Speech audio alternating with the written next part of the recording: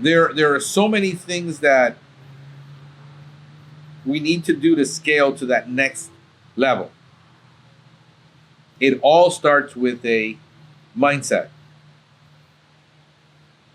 What the mind can conceive, the mind can achieve. What happens is you get so bogged down with daily life. When was the last time you took a vacation? 3, 4, 5 a week to just sit, listen to books, read books, think, and come up with the next strategy on how you're going to grow, or at least the next concept that you can execute on.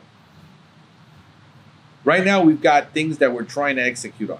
Some of these things are going to take weeks, some days, some are going to take months, and I know some are going to take years.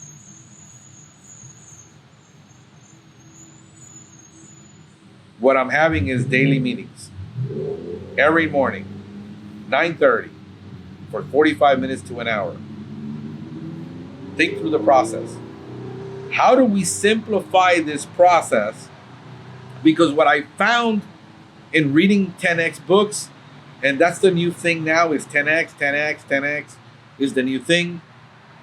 What I find in very simple terms is that the only way you can 10x is to simplify more. Like, I had a process years ago for doing initial services. We had one step that would take another 15 to 20 minutes. It's a very good step. What I found is that it wasn't necessary for every single job. It was only necessary for about 1% of the jobs that had a problem. I removed it. We went from doing an hour and 15, an hour and a half initial to about an average now, about 45 minutes on every single job that we're doing. It doesn't matter.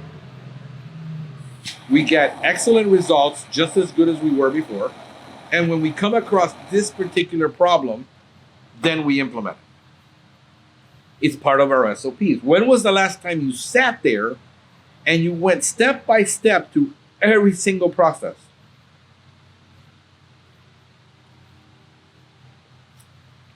On every step that you take, and ask yourself, is this really necessary, or is this just feeding my ego?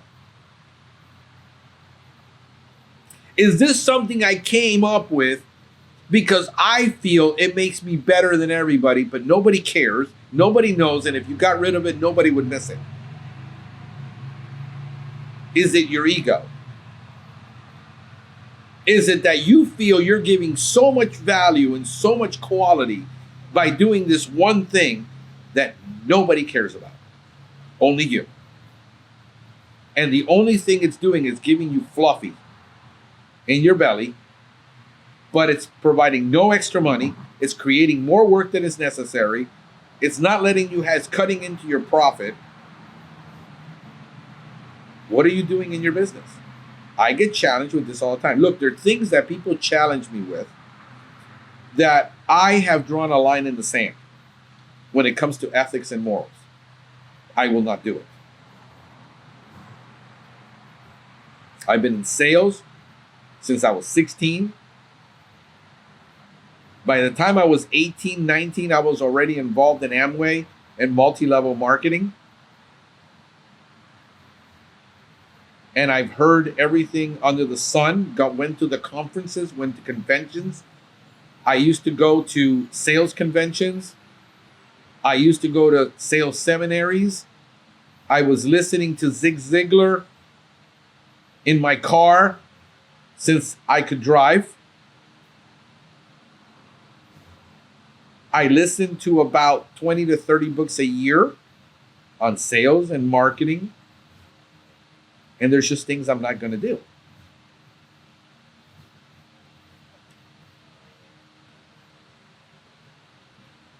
There are things I need to do, but there are other steps I need to take before I can get there, because I can't just jump that. There are things I need to do that the pain is so great that I don't want to go through it because I already know what pain it is. You see, but next level thinking is taking, okay, what can we do? Where can we scale this? Where can we do it? Trying to get Eric to think as a manager. I challenged him with this question.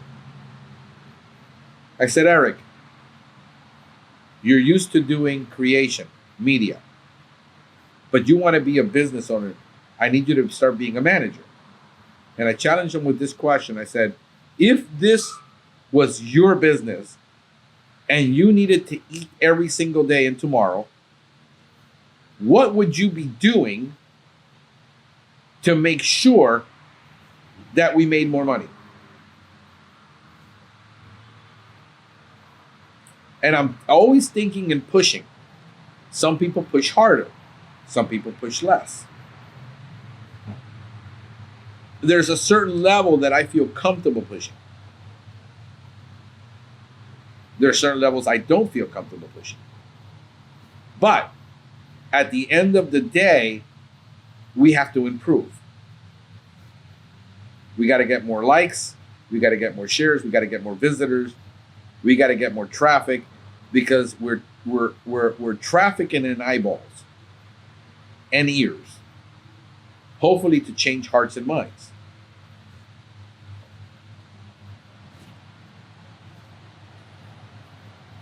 So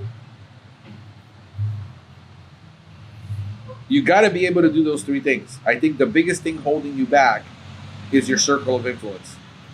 Because influence, my mother used to say, tell me who you hang out with and I'll tell you who you are. So you don't want to hang out with these certain types of kids, son. You want to hang out with these types of kids.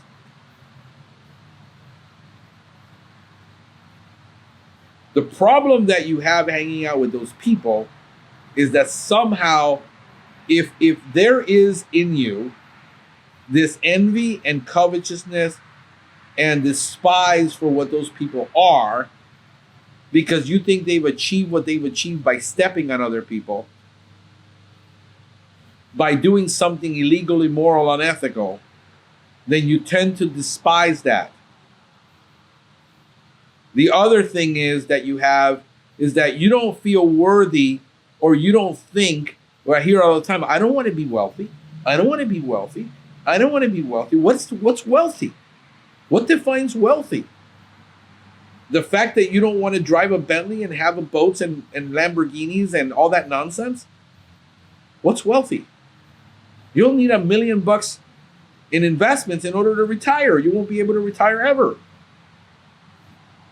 Wealthy used to be $100,000 a year. It doesn't buy you anything today. This disdain that you have for, well, I don't want to be wealthy. I just want to make enough. And that's the mentality. So unless you aspire for next level, unless you say, I need to get to 150,000, I need to get to 250,000. Why? Because now I can invest. Now I can buy property. Now I can do this. Now I can do that. Now I can help my parents. Now I can help my brother. I joke with my kids all the time. You better make sure you get a career. You better make sure you hustle. You better make sure, because I ain't leaving you anything.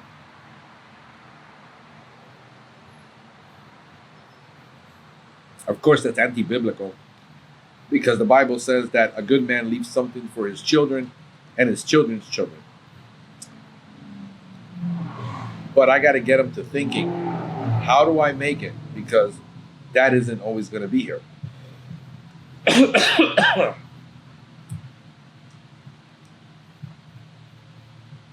To become self-reliant, to become thinkers, to be next level thinkers. We're teaching our kids to be next level thinkers. The last thing I want is an ungrateful brat who thinks he deserves something because I made it. I chewed my son out this morning. Takes a bowl of cereal, just fills it all the way to the top and with milk when he doesn't drink the milk. And I scolded him for it. I said, you realize I got to work for that milk for you to throw it down the drain. It's the same thing with employees. It's company truck. It's not my chemical. I don't care if I waste it. Those are the people that will not work for me. The moment I hear a tech ever say, it's a company truck, meaning I can mistreat it, I can do whatever I want, it's a company truck, that's the last day he works for me. I'm getting rid of another tech now that just hired a month ago. Starts out talking a good game, then at the end of the day, he can't back it up. The comments he makes, I listen to him. See, out of the abundance of the heart, the mouth speaks. As a man thinks in his heart, so is he. People inevitably, give them enough time, they will say what is really in their heart and in their mind. And the things that come out of his mouth now leads me to believe that he's trying to hustle me. And sooner or later he will. Milking the clock. I give him a route that takes 6 hours to do. I know it takes 6 hours to do.